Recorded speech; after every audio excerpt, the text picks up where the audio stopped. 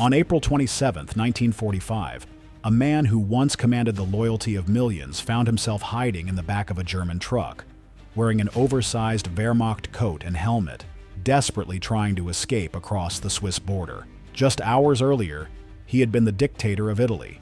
Now he was a fugitive whose fate hung by the thinnest of threads. This is the story of Benito Mussolini's final 24 hours. A dramatic collapse that would end not with the pomp and ceremony he had always craved, but in a small village square, witnessed by ordinary Italians who had suffered under his rule for over 2 decades. The events that unfolded between the morning of April 27th and the afternoon of April 28, 1945, represent one of the most dramatic endings to any dictator's reign in modern history. What happened in those crucial hours would forever change how the world remembered Il Duce. The morning of April 27th, 1945, found Benito Mussolini in the small town of Como, near the Swiss border. The once mighty dictator was now part of a German convoy attempting to flee to neutral Switzerland. The Allied forces were closing in from the south, and Milan had fallen just days earlier. For Mussolini, this represented his final chance at survival. Just 3 weeks prior, Mussolini had been meeting with German officials in his headquarters at Gargnano, still maintaining the illusion that the Italian Social Republic could survive the Allied advance. The puppet state he had established in northern Italy after his rescue by German paratroopers in 1943 was crumbling faster than anyone had anticipated. The Gothic line had been breached, German forces were in full retreat, and partisan activity had reached unprecedented levels throughout the region. The convoy that morning consisted of several vehicles carrying German officials, Italian fascist leaders, and their families. The composition revealed the desperation of the situation. High-ranking SS officers traveled alongside Italian ministers who had remained loyal to Mussolini's republic, their wives clutching jewelry and personal documents that represented their only remaining wealth. Children peered nervously from vehicle windows, confused by the urgency and fear they sensed in the adults around them. Mussolini had abandoned his characteristic military uniform for a German greatcoat and steel helmet, hoping the disguise would allow him to pass unnoticed through partisan checkpoints that were becoming increasingly common along the escape routes. The transformation was both practical and symbolic. The man who had spent decades crafting his image as Il Duce, who had posed for countless photographs in elaborate uniforms designed to project strength and authority, was now hiding his identity beneath the insignia of his German allies. The irony was unmistakable. The man who had once strutted across balconies, declaring Italy's imperial destiny to roaring crowds in the Piazza Venezia, was now hunched in the back of a military truck, his face hidden beneath foreign insignia. His mistress, Clara Petacci, traveled separately with other Italian refugees, adding another layer of complexity to an already desperate situation. She had refused multiple opportunities to flee independently, insisting on sharing whatever fate awaited the man she had loved for over a decade. The route they had chosen followed the western shore of Lake Como, a path that had been used by countless refugees fleeing the advancing Allied forces. The lake, which had once hosted elegant vacation villas for Italy's elite, now served as a corridor for the desperate and defeated. Ancient towns that had witnessed centuries of Italian history were about to witness the final chapter of one of the most tumultuous periods in the nation's existence. As the convoy made its way north through the mountainous terrain near Lake Como, the situation grew more precarious by the hour. Reports reached them of partisan roadblocks ahead, and rumors spread that the Swiss border guards were no longer allowing Italian refugees to cross. The neutral country, which had maintained its independence throughout the war, was now overwhelmed with fleeing fascists and German officials seeking sanctuary. Swiss authorities had begun turning away all but the most essential personnel, and Mussolini's name was certainly not on any list of welcome refugees. The noose was tightening, and everyone in the convoy understood that capture meant almost certain death. The partisan movement had made it clear through leaflets and radio broadcasts that fascist leaders would face immediate justice if captured. There would be no prisoner exchanges, no negotiations, and no mercy for those who had collaborated with the German occupation or participated in the brutal suppression of the Italian resistance. The German officers leading the convoy were primarily concerned with their own survival. They had little loyalty to Mussolini at this point, viewing him more as a liability than an asset. Some whispered among themselves about abandoning the former dictator entirely, if it meant saving their own lives. The Third Reich was collapsing. Hitler was trapped in his Berlin bunker, and these officers understood that their primary obligation was to themselves and their families, not to their Italian allies. Colonel Hans Fallmeyer, the German officer in command of the convoy, had already made contingency plans for such a scenario. If forced to choose between his own men and the Italian refugees, he would not hesitate to sacrifice the latter. This calculation reflected the broader breakdown of the Axis alliance in its final weeks. Partnerships that had seemed unshakable just months earlier dissolved into mutual suspicion and self-interest when survival was at stake, but it was too late for such calculations. By midday on April 27th, the convoy encountered its first major obstacle, a partisan checkpoint near the village of Musso. The tension in the air was palpable as armed resistance fighters approached the vehicles, their eyes scanning each occupant with suspicious intensity. These were not regular soldiers, but local men and women who had intimate knowledge of the region and its inhabitants. They could spot irregularities that might escape the notice of conventional military personnel. The checkpoint had been established just hours earlier, based on intelligence reports that high-value targets were attempting to flee through this particular route. The partisans manning it had been specifically briefed to watch for disguised fascist officials and to conduct thorough inspections of all vehicles claiming German military status. What would happen next would set in motion the final irreversible sequence of events that would end Mussolini's life within the next 24 hours. The partisan checkpoint near Musso was manned by members of the 52nd Garibaldi Brigade, a communist resistance unit that had been operating in the region for months. These were not professional soldiers, but ordinary Italians who had taken up arms against fascism. Farmers, factory workers, and students united by their hatred of the regime that had brought such suffering to their country. The brigade had been named after Giuseppe Garibaldi, the 19th century hero who had fought for Italian unification, and its members saw themselves as continuing his tradition of liberating Italy from foreign domination. Many had lost family members to fascist violence.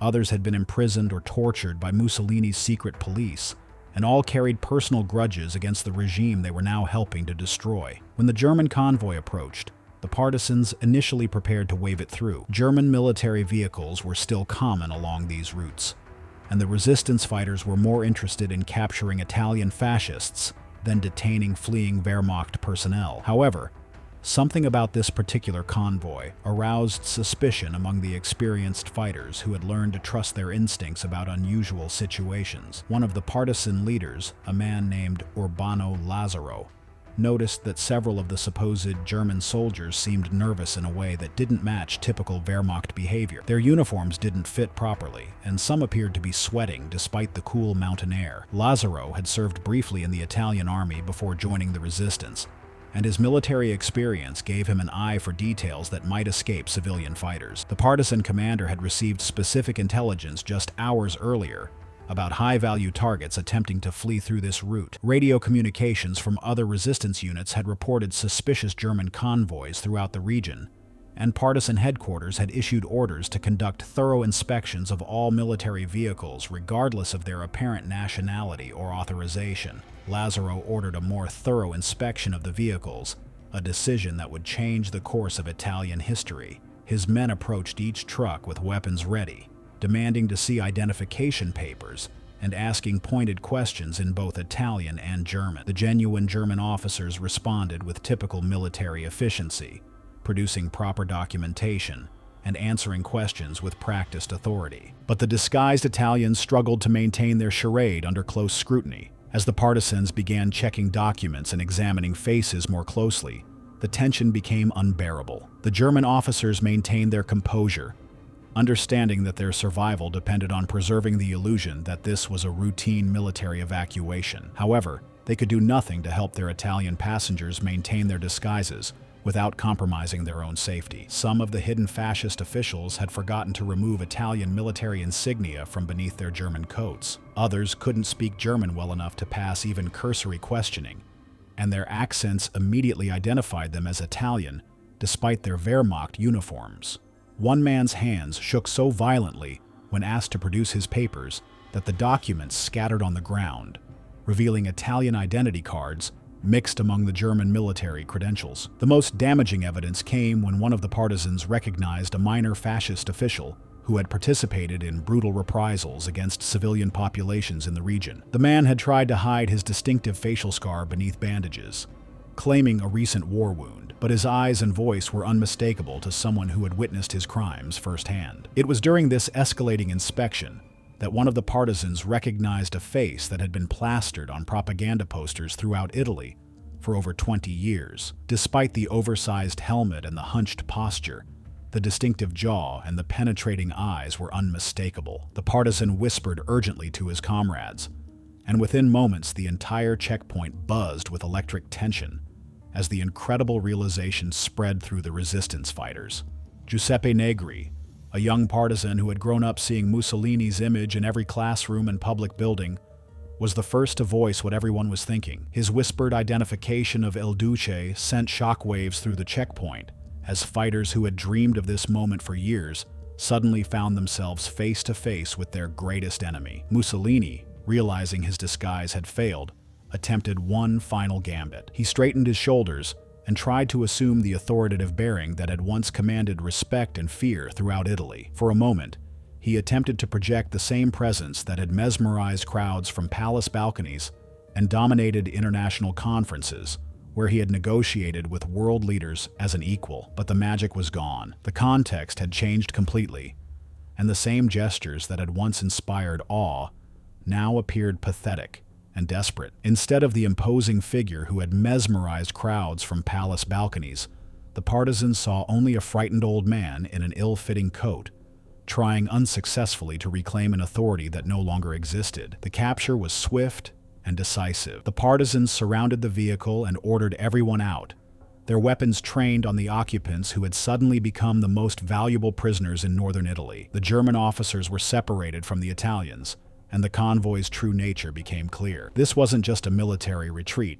It was an escape attempt by some of the most wanted war criminals in Italy. Colonel Fallmeyer, the German officer in command, immediately distanced himself from the Italian passengers, producing documentation that proved his unit's legitimate military status, and emphasizing that they had only provided transportation as a humanitarian gesture. His quick abandonment of his former allies demonstrated the complete breakdown of Axis solidarity in the war's final phase. Clara Petacci, who had been traveling in a different vehicle, was also identified and detained when the partisans conducted a complete search of the convoy. Her presence confirmed what the partisans had suspected. They had captured not just any fleeing fascist, but the former dictator himself, along with his inner circle, and the woman who had shared his final years in power. The identification of Petacci added another layer of significance to the capture. She was not unknown to the Italian public, having been featured in fascist media as an example of Italian womanhood, though her relationship with Mussolini had been carefully obscured by regime censors. Her decision to remain with the dictator in his final flight demonstrated a personal loyalty that would ultimately cost her everything. The news of Mussolini's capture spread like wildfire through the partisan communication network. Within hours, resistance leaders throughout northern Italy knew that Il Duce was finally in their hands. Radio operators transmitted coded messages to partisan headquarters, while runners carried word to isolated resistance units that had been fighting in the mountains for months, without any hope of achieving such a momentous victory. The psychological impact of the capture extended far beyond its immediate military significance. For partisan fighters who had risked their lives for months or years, often suffering terrible losses and setbacks, the seizure of Mussolini represented validation of their entire struggle. The man who had seemed almost superhuman in his ability to survive political crises and military disasters was now their prisoner, proving that even the most powerful dictators were ultimately vulnerable to popular resistance. But the capture also presented immediate practical problems. The partisans now possessed the most wanted man in Italy, and they faced urgent decisions about what to do with him in a rapidly changing military situation. As darkness fell on April 27th, Mussolini found himself imprisoned in a small farmhouse in the village of Bonzanigo. The building was modest and cramped, a stark contrast to the palaces and grand residences he had occupied during his years in power. The Villa Torlonia in Rome, where he had lived as prime minister, seemed like a different world compared to this simple peasant dwelling with its rough stone walls and basic furnishings. The partisans had chosen this location carefully. It was remote enough to avoid unwanted attention from any remaining fascist sympathizers or German patrols, yet close enough to their command structure for quick communication. The farmhouse belonged to a local family that had suffered under fascist policies, making them reliable allies in guarding their most important prisoner. The man who had once controlled the fate of millions now faced the most powerless night of his life. He was confined to a small room with Clara Petacci, guarded by armed partisans who viewed him not as a former head of state, but as a war criminal responsible for countless deaths and immeasurable suffering. The guards rotated throughout the night, ensuring that someone was always watching their prisoners with loaded weapons and unwavering attention. Throughout that long night, Mussolini's behavior alternated between desperate attempts at dignity and moments of visible terror. The psychological transformation was remarkable to witness.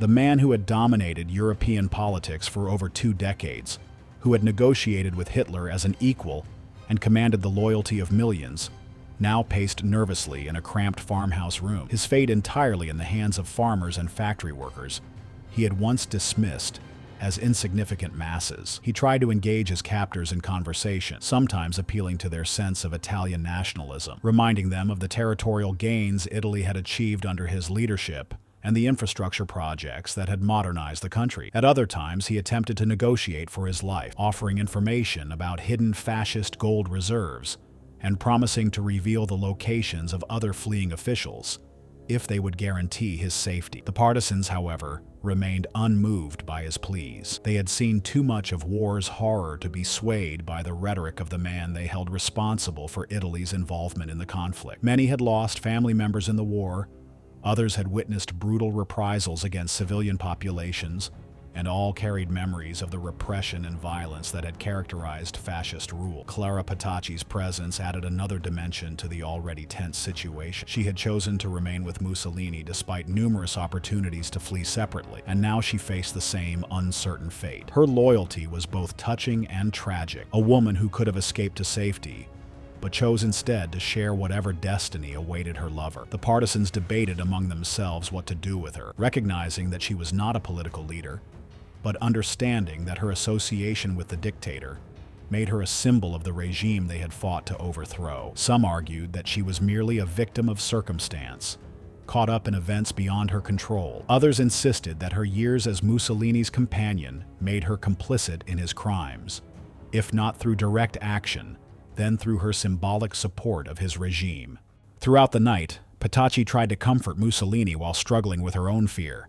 She had lived a life of luxury and privilege as the dictator's mistress, attending elaborate social functions and enjoying the protection that came with her position. Now, in this humble farmhouse, she faced the reality that her association with power had made her a target for those seeking justice. Meanwhile, urgent communications flowed between partisan commanders throughout the region. The capture of Mussolini presented both an opportunity and a problem of unprecedented magnitude. They had achieved what many thought impossible, capturing alive the man who had led Italy into its darkest chapter. But now they faced the question of what to do with him, and the decision would have implications far beyond their immediate military situation. Some partisan leaders argued for a public trial, believing that Mussolini should face justice in a court of law where his crimes could be fully exposed and documented for history. This approach would provide legitimacy to their cause and demonstrate that the resistance movement operated according to legal and moral principles, rather than simple revenge. Others insisted that the situation was too volatile for such proceedings, arguing that any delay risked either his rescue by remaining fascist forces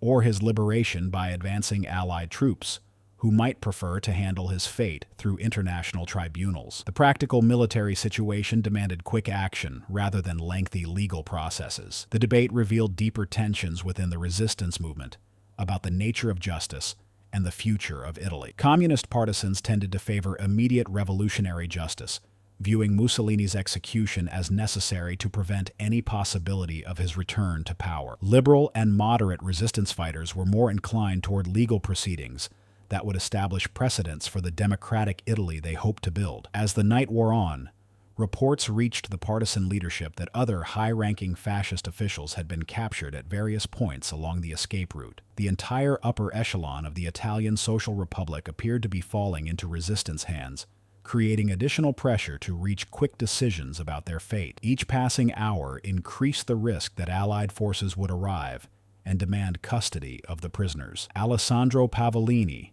the fanatical fascist leader who had helped organize the Italian Social Republic, had been captured near Bergamo. Achille Starace, the former secretary of the National Fascist Party known for his brutal enforcement of fascist ideology, was in partisan hands near Como. The resistance had succeeded beyond their wildest expectations, sweeping up not just Mussolini, but virtually his entire remaining government. The former dictator seemed to sense that his time was running out as dawn approached.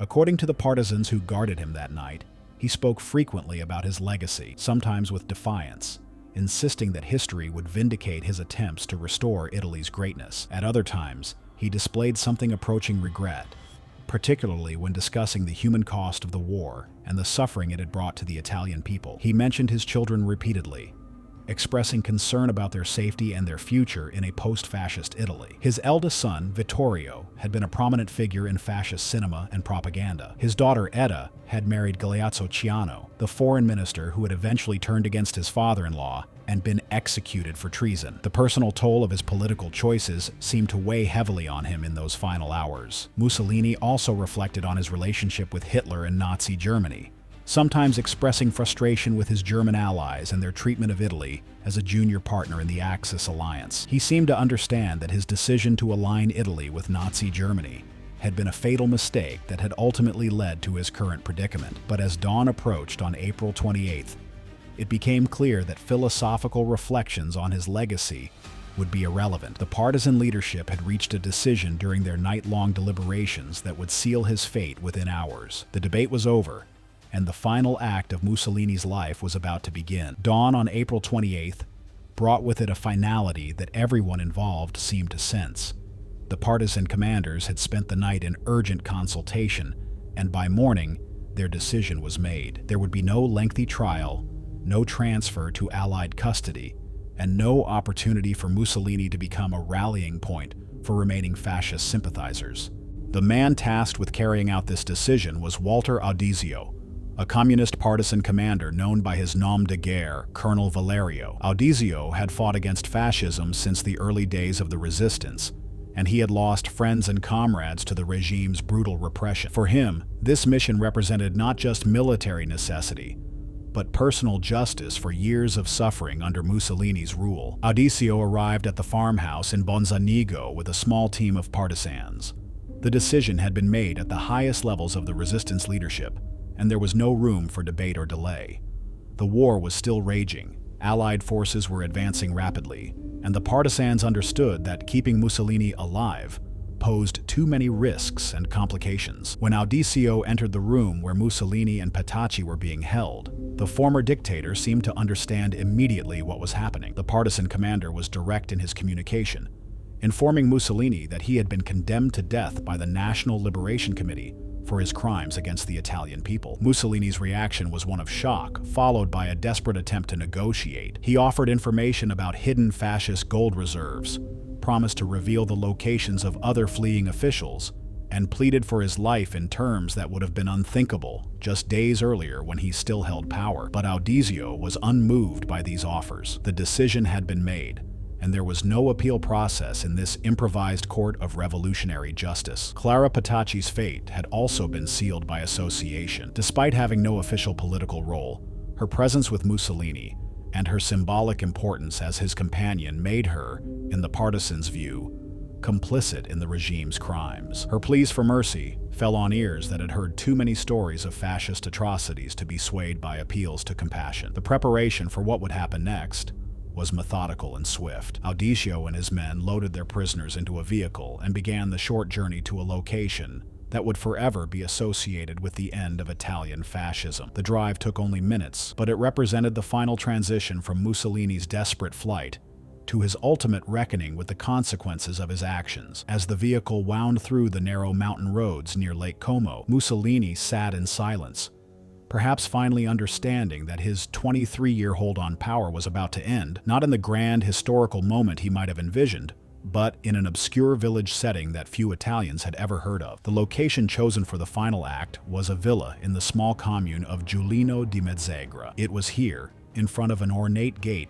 leading to a modest estate, that one of the 20th century's most notorious dictatorships would reach its conclusion. At approximately 4:10 p.m. on April 28, 1945, the vehicle carrying Mussolini and Petacci arrived at Villa Belmonte in Giulino di Mezzegra. The location was chosen for its relative privacy, a quiet residential area where the sound of gunfire would attract less immediate attention than a public square or major roadway. Walter Audicio ordered the prisoners out of the vehicle and positioned them in front of the villa's iron gate. The setting was almost mundane, an ordinary suburban street with modest homes and well-maintained gardens. Nothing about the location suggested it was about to become one of the most significant sites in modern Italian history. Mussolini's behavior in these final moments was described by witnesses as alternating between defiance and resignation. He attempted to maintain some semblance of the dignity he had cultivated during his years in power, standing as straight as possible and trying to project an air of composure. But those who observed him noted the tremor in his hands and the fear that was unmistakable in his eyes. Clara Petacci's reaction was different. She appeared to be in shock,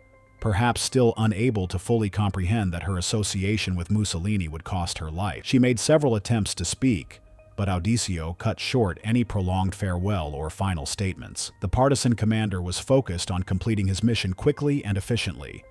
The execution itself was swift. Audicio raised his weapon and fired multiple shots at close range. Both Mussolini and Petacci fell immediately, and the man who had dominated Italian politics for over 2 decades was dead within seconds. There were no grand final words, no dramatic gestures, and no ceremony. Just the abrupt end of a life that had shaped the destiny of millions. The partisan commander quickly verified that both were dead, then ordered his men to load the bodies into the vehicle. The plan was to transport them to Milan, where they would be displayed publicly as proof that the fascist regime had finally ended. This decision reflected the partisans' understanding that many Italians would need visual confirmation of Mussolini's death before they would believe that their long nightmare was truly over. As the vehicle departed Giulino di Mezzegra, it left behind only scattered personal effects and bloodstains that would be washed away by the next rain. The site would later be marked with a modest memorial, but at the moment of departure, nothing distinguished it from countless other quiet streets in northern Italy. The journey to Milan would take several hours, during which news of Mussolini's death began to spread through partisan communication networks.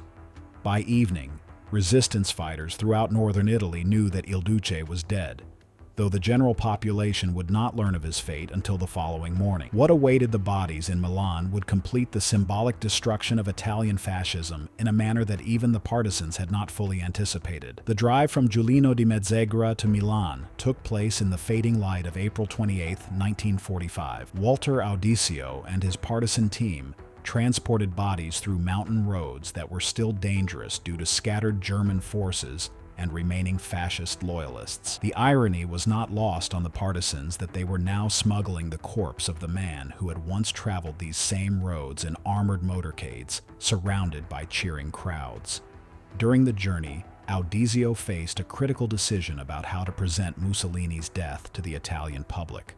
The partisan leadership understood that simply announcing the dictator's execution might not be sufficient. After 23 years of fascist rule, many Italians had been conditioned to view Mussolini as almost superhuman, a figure whose power seemed unshakable and whose survival instincts had carried him through numerous political crises. The partisans had witnessed this phenomenon throughout the resistance struggle. Even as fascist forces crumbled and German support evaporated, some Italians continued to believe that Mussolini would somehow emerge victorious, or at least escape to fight another day. The myth of Il Duce's invincibility had been carefully cultivated through decades of propaganda, and it would require dramatic proof to finally shatter that illusion. As the vehicle approached Milan, reports reached the partisan command that other high-ranking fascist officials had also been captured and executed throughout northern Italy. The entire leadership structure of the Italian Social Republic was collapsing in a matter of hours. This coordinated elimination of fascist leaders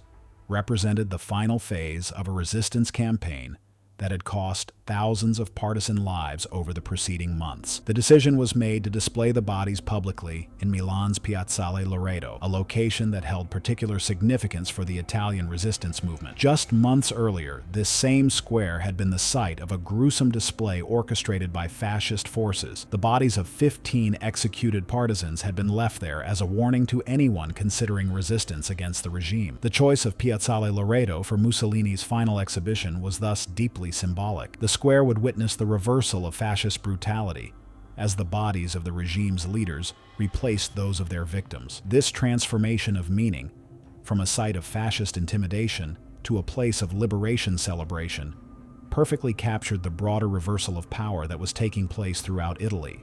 As night fell on April 28th, the partisan convoy entered Milan's outskirts. The city was still technically under German occupation, but Wehrmacht forces were in full retreat, and partisan units controlled most neighborhoods. The streets that had once witnessed massive fascist rallies and parades now prepared to host the final scene of Mussolini's story. The stage was set for a public spectacle that would exceed anything the partisans had planned or anticipated. Dawn, on April 29, 1945, brought with it scenes in Milan's Piazzale Loreto that would be seared into Italian collective memory for generations. The bodies of Mussolini, Clara Petacci, and other fascist leaders had been arranged in the square during the early morning hours, and word of their display spread rapidly through the city's neighborhoods. What followed was an explosion of public emotion that had been building for over 2 decades. Italians who had lived under fascist repression, who had lost family members to the regime's violence, and who had endured years of war and hardship,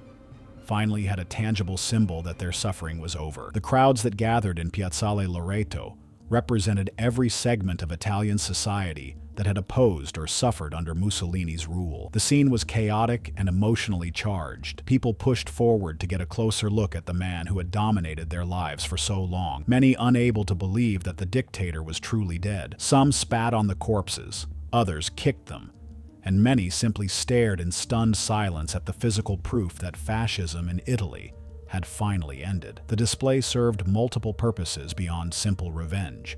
For the partisan movement, it provided unmistakable evidence that they had succeeded in their primary mission, the elimination of fascist leadership. For ordinary Italians, it offered a form of psychological liberation, allowing them to see with their own eyes that the man they had been taught to fear and revere was nothing more than a mortal human being. The crowd's behavior reflected the complex emotions that Mussolini had inspired throughout his career. Some of those gathered in the square had once cheered him enthusiastically during his rise to power in the 1920s. Others had supported him during Italy's imperial adventures in Ethiopia and the early years of World War II. Now, faced with the consequences of those choices, many experienced a mixture of shame, relief, and vindictive satisfaction. International journalists who witnessed the scene described it as one of the most dramatic endings to any dictatorship in modern history. The images captured that day would be transmitted around the world, providing visual confirmation that another of the Axis powers' leaders had met his end. For Allied forces still fighting in other theaters,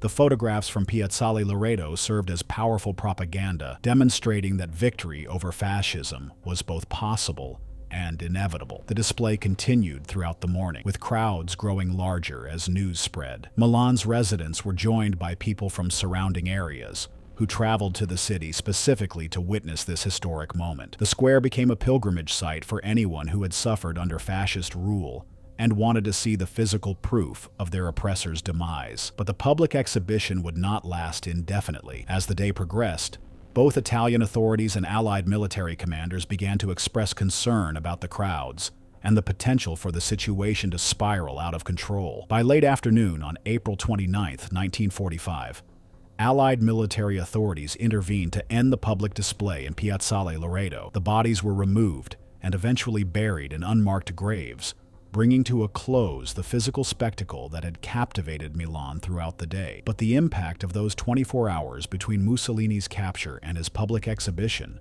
would resonate through Italian society for decades to come. The manner of Mussolini's death became a subject of immediate controversy and would remain so for years afterward. Some argued that the partisan execution represented rough justice appropriate for a dictator who had shown little mercy to his own victims. Others contended that he should have been captured alive and put on trial, either by Italian courts or international tribunals, to provide a more complete accounting of fascist crimes. The speed with which events unfolded, from his capture on April 27th to his death on April 28th and public display on April 29th, reflected the chaotic nature of the war's final phase in northern Italy. Partisan commanders made decisions based on immediate military and political necessities, rather than longer-term considerations about historical justice or legal precedent. For the Italian resistance movement, Mussolini's elimination represented the successful completion of their primary objective. The partisan networks that had operated in occupied territory for months had proven that even the most entrenched dictatorship could be overthrown by determined popular opposition. The psychological impact of this achievement extended far beyond Italy's borders, inspiring resistance movements in other countries still under fascist occupation. The international reaction to Mussolini's death was mixed but generally positive among Allied nations. Winston Churchill expressed satisfaction that one of Britain's primary enemies had met his end, while American officials viewed it as further evidence that the war in Europe was nearing its conclusion.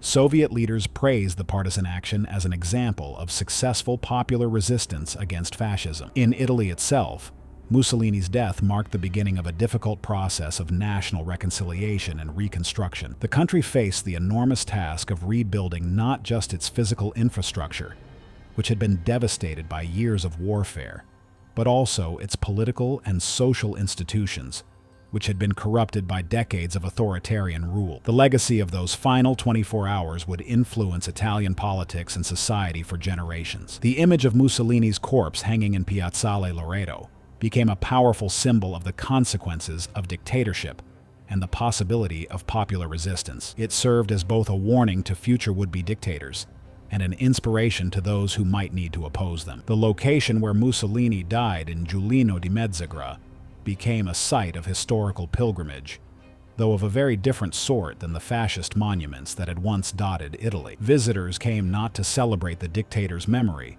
but to reflect on the lessons of his rise and fall, and to remember the ordinary Italians who had found the courage to resist his regime. The final 24 hours of Benito Mussolini's life encapsulate one of the most dramatic collapses in political history. From his desperate attempt to flee to Switzerland disguised as a German soldier, through his capture by partisan forces, to his execution and public display in Milan's Piazzale Loreto, these events marked not just the end of a dictator, but the conclusion of an entire era in Italian and European history. The man who had once promised to restore the glory of ancient Rome, who had led Italy into disastrous military adventures and aligned the country with Nazi Germany, met his end in circumstances that stripped away all pretense of grandeur or historical significance. His final hours were characterized not by the dramatic gestures and rhetorical flourishes that had defined his public career, but by fear, desperation, and ultimate helplessness in the face of forces he could no longer control. If you enjoyed this video, please like and subscribe to our channel so you never miss out on more history documentaries.